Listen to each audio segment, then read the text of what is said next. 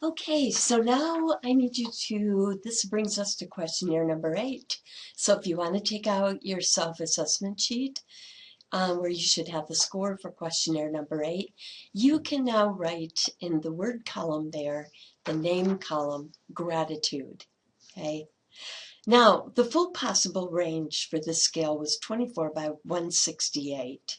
So 24 lowest, 168 highest. But notice that you've got 4 subscores. You have an A, B, C, and D. And these are going to be more meaningful to you. Now, the range of the subscores run from 6 to 42. 6 to 42. And with each of them, if you have a 30 or higher, that is considered to be high gratitude. But with this particular questionnaire, it's best to interpret it by relativity in different categories. And we'll talk more about that after you learn what these categories are. So you have a score for A, B, C, and D, and we're going to start here with A. Okay, so A score is a measure of your gratitude for abundance, gratitude for things in your life, abundance. Okay. Your B score is your gratitude for those small things in life, like a sunset, for instance. But gratitude for small things, too much, how grateful are you for those small things? How much do you realize how much pleasure that you get out of them in life? And then C is gratitude for aesthetics. This is an interesting one. Aesthetics could be nature, could be any form of art, including music. And then D is your social gratitude. And this is your gratitude for other people in your life. Overall, but especially with an emphasis on how they have helped you.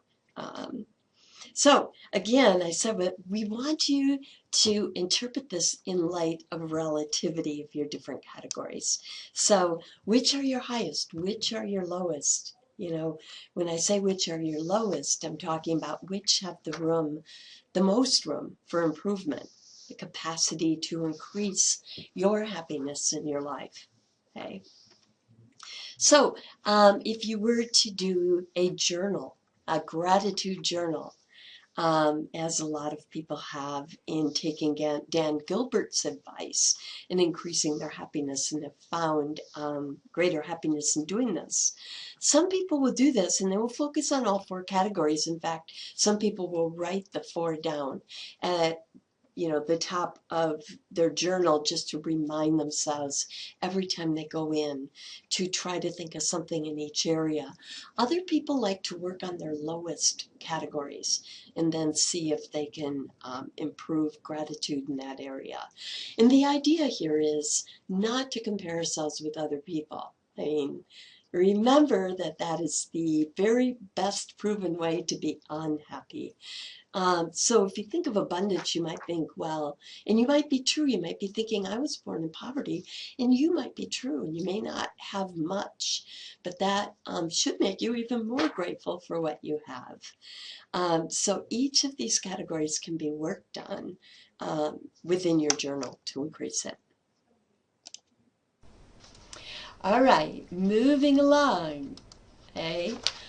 Some really interesting work on self-esteem from the humanistic approach.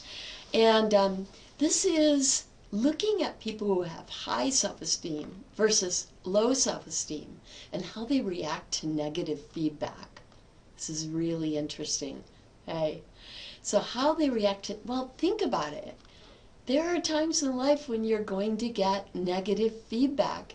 And let's hope we all do, because that's the only way that we can correct ourselves on things and grow, right?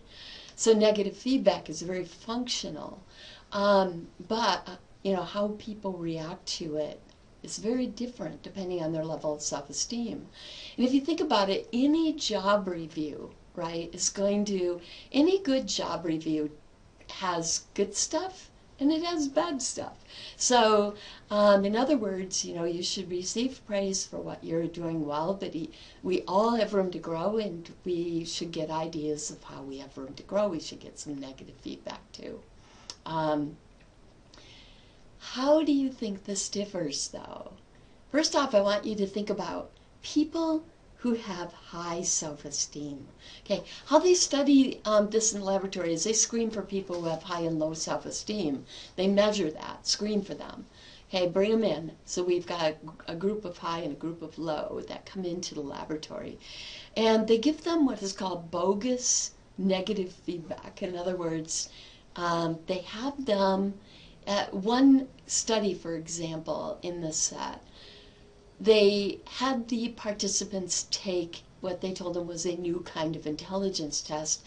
And when they got done, if they had been randomly assigned to the bogus negative feedback group, okay, and half of the highs and half of the lows, by the way, were, they would be told that they performed worse than, you know, the average student here at this university. And on the other side, you know, if they were in the group that was randomly chosen to get bogus positive feedback, they were told that they did better than the average student. So that means that all of these people, they didn't even look at how they did on the test, right? The researchers didn't. The feedback they got did not depend on how well that person did on the test. That person doesn't know how well they did. This is how they find out, okay? And that's why it's called bogus negative feedback, okay? And what they found is that, again, I want you to think about this. How do you think high self-esteem people react to negative feedback, okay? And if you thought that, you know, they are relatively unfazed about it, you're correct. They're relatively unfazed. So they keep trying just as hard and they're just as motivated as they were before when they get negative feedback. This is very different, as you might have guessed, with people with low self-esteem who react in a way in which they reduce their efforts and sometimes actually just give up, okay? So this is really important to know. Again, if you think back to the idea of using this information in the workforce like Maslow encourages you to do, supervisors really can benefit by getting to know their employees well enough to know whether they have particularly high or low self-esteem. And for those who have low self-esteem, obviously if you're doing a review and you're a good supervisor, you are always going to start with the positive stuff, unless you don't want this person working for you any longer, right? You're always going to start out with the positive stuff. So the difference here is how much emphasis you're going to give to the negative. You're going to start out with the positive and you're going to end up, you know, also reminding them of the positive before they leave. If these are employees that you certainly want to keep, right, then you're going to do that. But with people who have low self-esteem, they will actually react better if you tell them that negative information, but don't focus, don't dwell on it, don't talk longer than you need to about it, and give more emphasis to the positive. Make sense? All right. Also from the humanistic psychologists, a very interesting self-enhancement bias. And it's called the Lake Wobegon effect. And it's called that because Garrison Keillor has a show called Lake Wobegon. And he always starts his show out by saying, we're going to bring you the news from Lake Wobegon, where all of the women are strong, all of the men are good looking, and all of the children are above average. Okay? And the humor in there, well, a couple components of it. First off, he switches the gender stereotypes, but most of the humor in there is from this line: most of the children are above average, because statistically that is impossible, right? So only approximately 50% of the children can be above average. But this is called oftentimes the Lake Wobegon effect instead of the self-enhancement bias. So I want you to know both names for this. Either we could refer to it on the test by either name, and also if you are to take like GREs down the road, it can show up in either name. And papers that are published on it appear on, using either one. Okay, but the Lake Wobegon effect is a tendency that we have to think that we are better than average.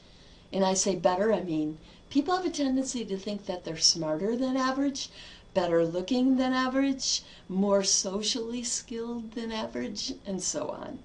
Okay?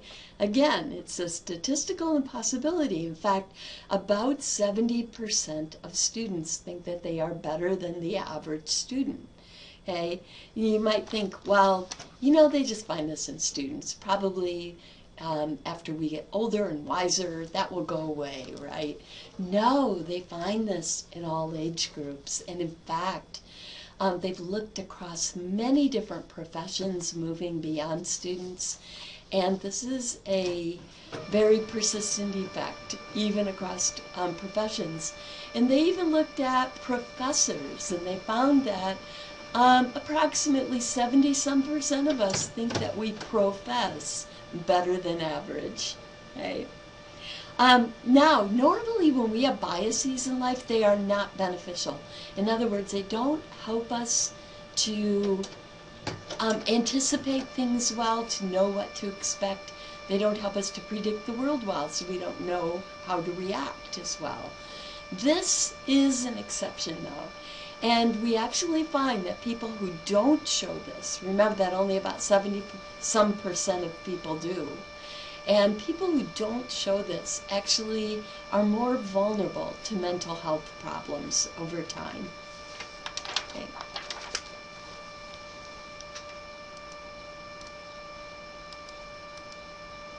Okay, 2 more important needs. Now, remember that Maslow's needs are important all the way through your life. No matter how old you get, all of those needs will be real needs in your life. And in fact, some of them increase with age. But psychologists have agreed on 2 more very important needs that continue throughout your lifetime. And one of them is the need for solitude. And we're not talking here about a need to be lonely. There's a very big difference between solitude and being lonely. In fact, solitude is the ability to enjoy your time alone, right? So this time with yourself to write or to digest your thoughts, okay? But quality time, you might say, with yourself. First off, Maslow found an exceptionally high need for solitude among exceptionally healthy people. Okay? And he also found many different correlates, many different mental health benefits from a high need for solitude that were correlated with this high need. So people are better psychologically adjusted. They experience less stress.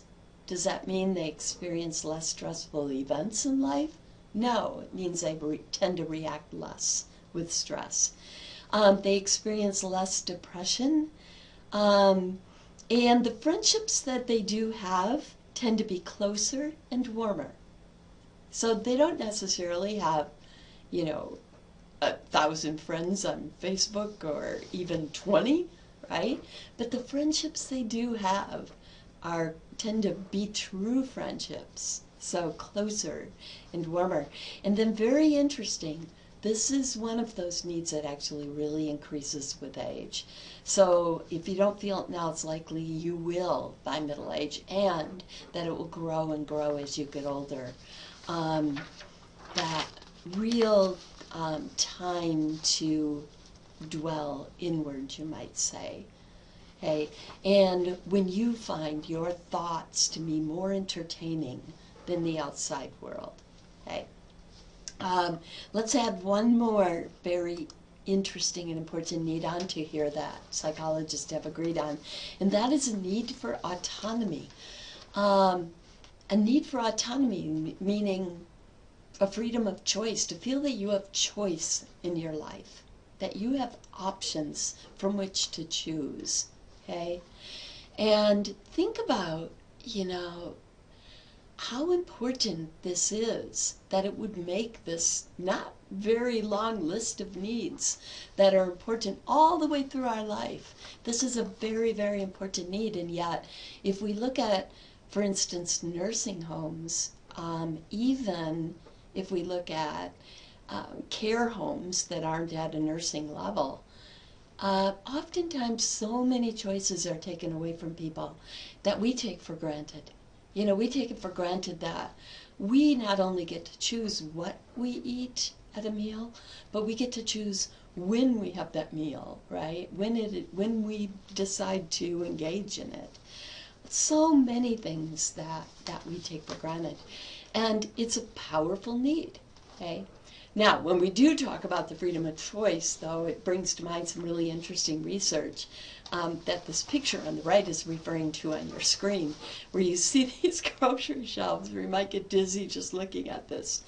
There is an optimal level of choice. So, and it's certainly not that big fat zero that oftentimes people in nursing homes see in many areas of their life. Okay, it is not a zero, but you can exceed the number. So let me tell you a really interesting, a really fun study that researchers did. Okay, participants were given their choice of either 6 different jams, and they got to keep it, take it, and bring it home, and then they came back and rated how much they liked it. Or they had their choice of 36 different jams, okay? And they were less happy, less satisfied when they had their choice of 36, okay? So there is, sometimes if you pass that half dozen or so mark, it can just get to be overwhelming, and you never know if you really made the right choice. And that, if you study cognitive dissonance, for instance, in psychology, in cognitive psychology, you know that can really change your mind about how much you like the product. Okay? And then a couple of terms in psychology that are related to this that I want you to be familiar with are satisficers and maximizers. Okay? So people tend, what we call maximizers tend to base their choice on an overload of available factors. Okay, satisficers, and that word actually, psychologists made it, that term, from 2 different words: satisfyingly sufficient. Okay, so satisficers tend to base their choice on the few most important factors. Okay, so people tend to oftentimes be satisficers or maximizers. And it's too bad that they don't have a really high reliability validity scale, or I would have had you take that too.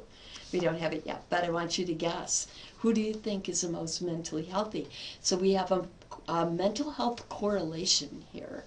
And the people who tend to be more mentally healthy, are satisficers, of course. So maximizers are kind of overloading themselves and can be less happy with their lives because of that. All right, and learned helplessness. Now, some of you have heard about Seligman's dogs in maybe developmental psychology. Okay, but we're not going to take anything for granted here, so we're going to quickly review that because it's super interesting, and it's the best way to start learning about learned helplessness.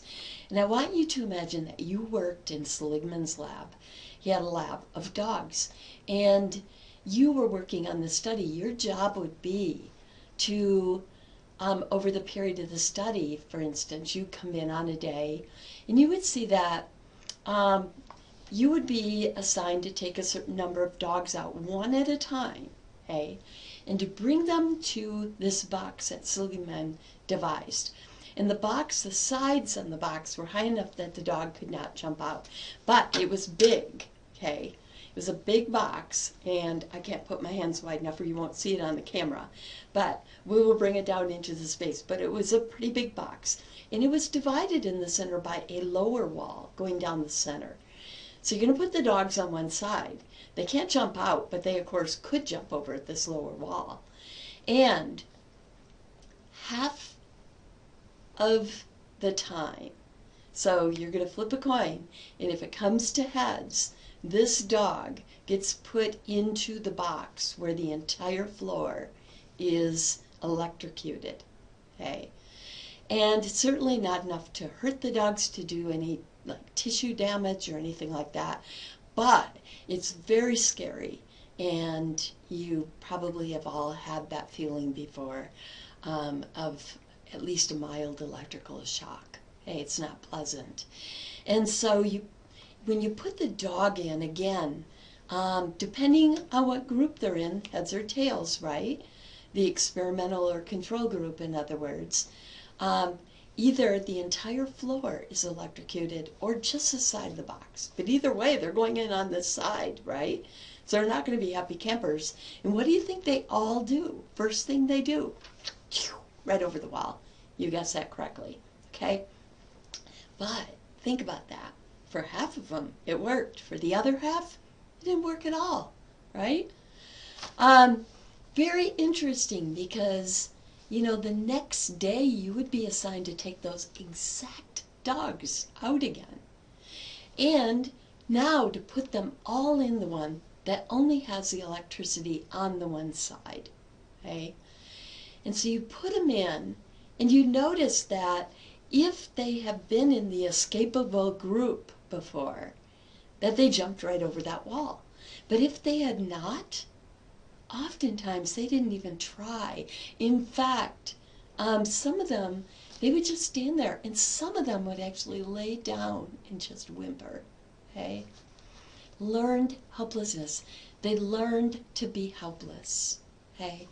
And again, we're going to take this all the way to assisted living care homes. That's why we have this picture on the slide. But before we do, you might be saying, well, that's dogs, right?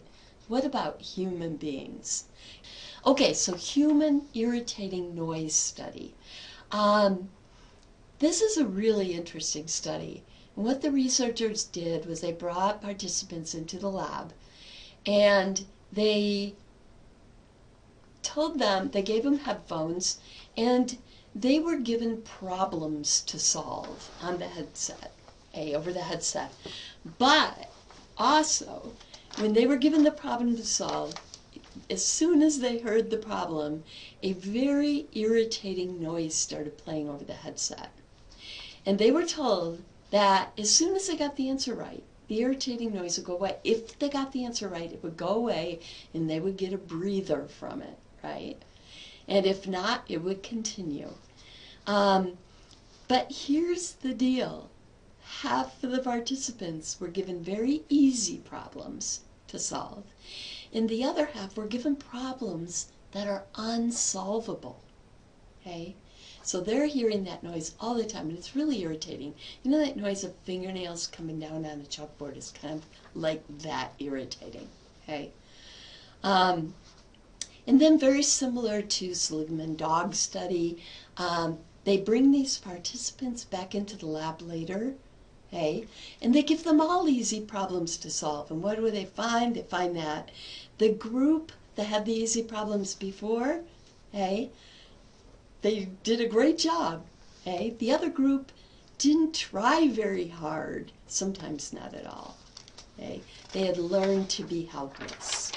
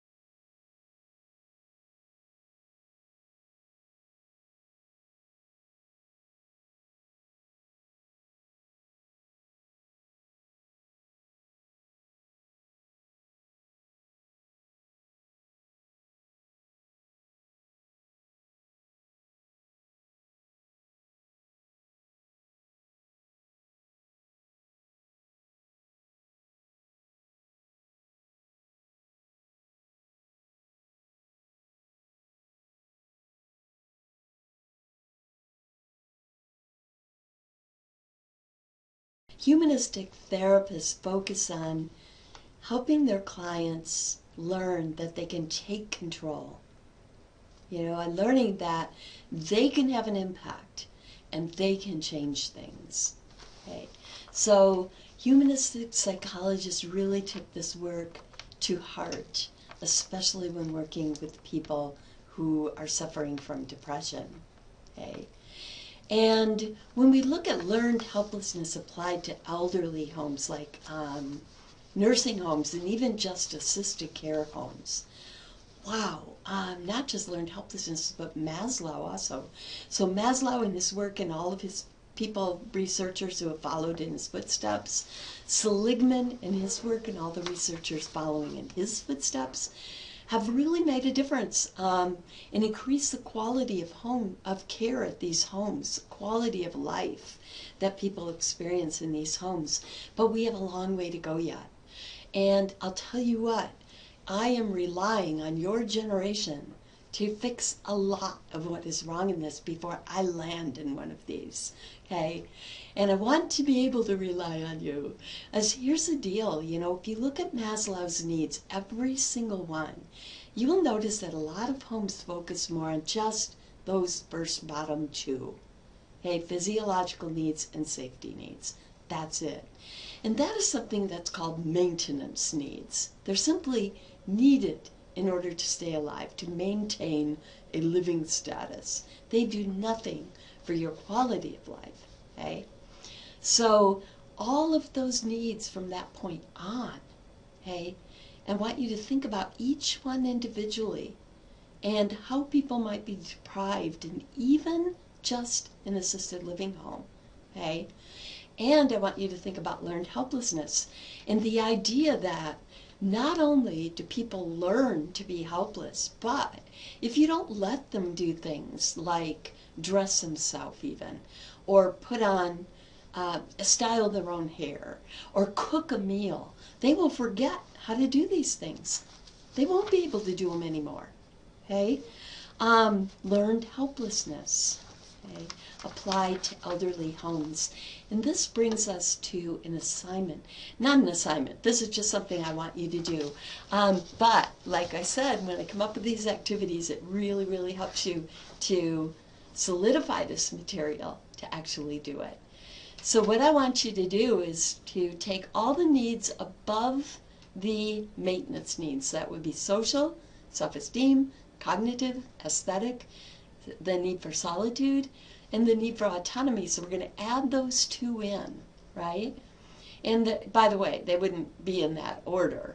But we're just throwing them on a list here because we want you to go through one at a time. I would like you to think of a creative way that you could increase the quality of life. And I want you to focus on just an assisted care facility. A lot of people are only have a room in an assisted care facility because, for instance, they need somebody to administer their meds. So they might have a problem remembering if they already took them and take them again, or they might have a problem with forgetting to take them. But for very minor reasons like that, a lot of people are there. So these are pretty well functioning people. So I want you to try to think of an idea for each of these needs, okay, of how you could change the policies or what's being offered at an assisted care community. And also, don't forget your homework. So you have 2 chapters to read.